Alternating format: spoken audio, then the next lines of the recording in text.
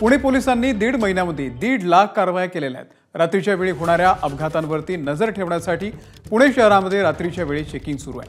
नाकाबंदीच्या दरम्यान वाहतुकीच्या नियमांचं उल्लंघन करणाऱ्या 1,58,269 कारवाया करून तब्बल 12,21,93,000 रुपये दंडात्मक रक्कम वसूल करण्यात आलेली आहे। महत्त्वाचं म्हणजे यामध्ये ट्रक आणि ड्रंक अँड ड्राईव्हच्या 1,232 वाहन चालकांवरती सुद्धा कारवाई करण्यात आलेली आहे। पुणे शहरामधल्या 20 ठिकाणी नाकाबंदी दरम्यान कारवाई करण्यात आलेली आहे।